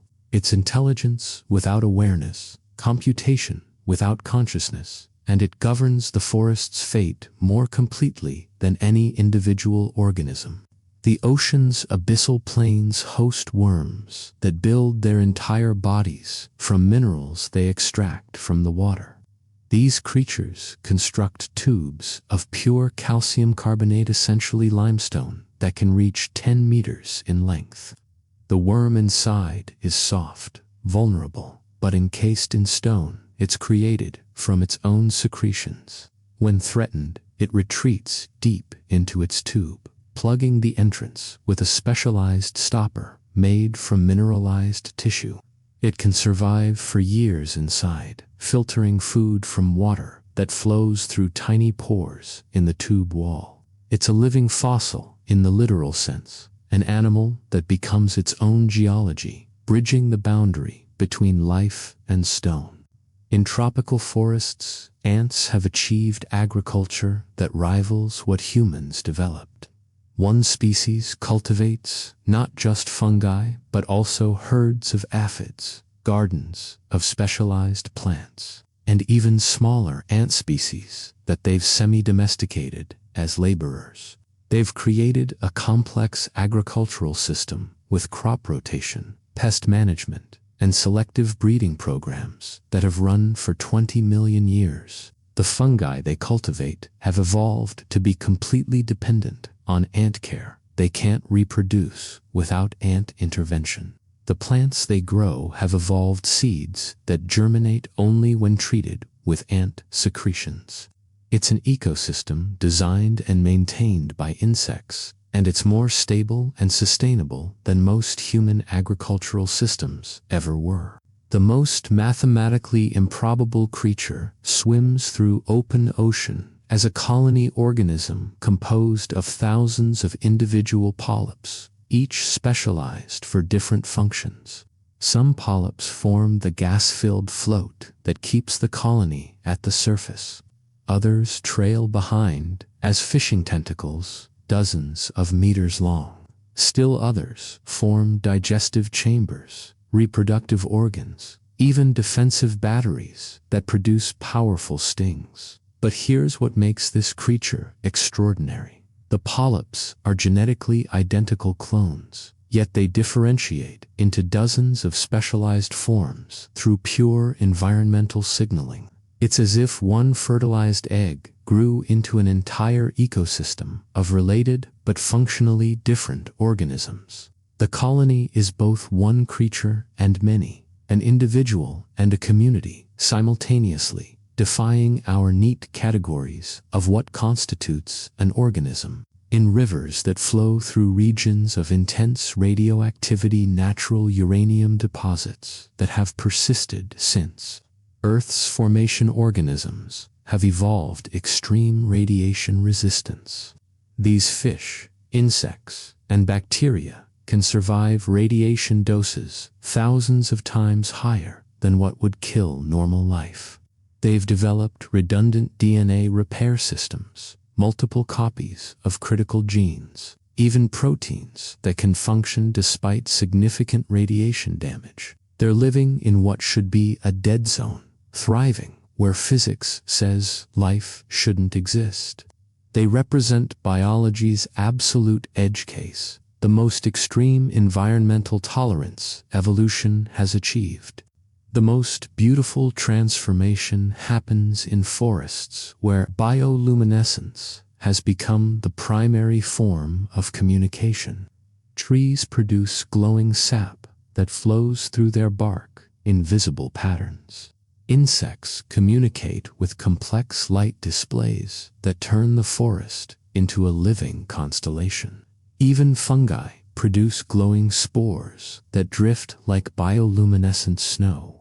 At night, these forests are realms of pure light and shadow, every organism announcing its presence or concealing itself through controlled photon emission. It's an ecosystem where light is currency, information, and art, all at once, a place where beauty and function have merged completely. In the final depths of the ocean, at pressures and temperatures that mark the absolute limit of where life can exist, organisms persevere through sheer biochemical determination. These bacteria live in rock beneath the seafloor, metabolizing so slowly that a single generation takes centuries. They're essentially geological features that happen to be alive, existing at the boundary between biology and mineralogy. They might be the last life to survive if something catastrophic happens to surface ecosystems. They're the backup copy of biology, waiting in the deepest dark. And so, dear traveler through time, we've reached the end of our journey through the creatures of Earth's far future. We've watched rodents become giants, and giants become rodents. We've seen the ocean reclaim mammals and land reclaim fish. We've witnessed partnerships that blur every boundary we thought solid, and watched evolution explore possibilities we never imagined. These creatures don't exist yet. They may never exist exactly as described, but they represent what life could become, given enough time and enough pressure from an ever-changing world. They remind us that evolution never stops, never rests, never declares its work finished. The story of life is written in temporary ink, each chapter erased and rewritten as the planet spins through its ages. What we've explored together isn't prophecy, but possibility, meditation on life's creativity, its endless capacity to adapt, survive, and flourish in ways that surprise us every time. These future creatures are mirrors, reflecting life's fundamental truth that biology is patient beyond measure, that given time, life will try everything, and that the story never truly ends, it only transforms.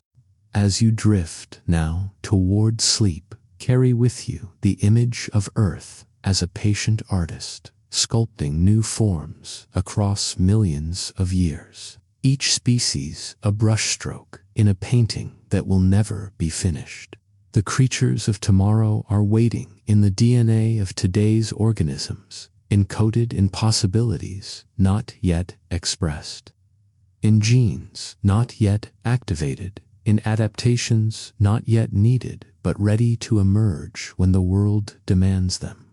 Thank you for traveling with me through these visions of possible tomorrows. May your dreams be filled with the wonder of distant ages, with creatures that exist at the edge of imagination, with the quiet knowledge that life, in whatever form it takes, will endure long after we've become fossils ourselves, long after our cities have returned to stone and our stories have faded into legend. The future is patient, evolution is persistent, and life, in all its strange and beautiful forms, will continue its endless dance across the face of this ancient, patient world. Rest now, close your eyes, let these images settle like sediment through the waters of your mind.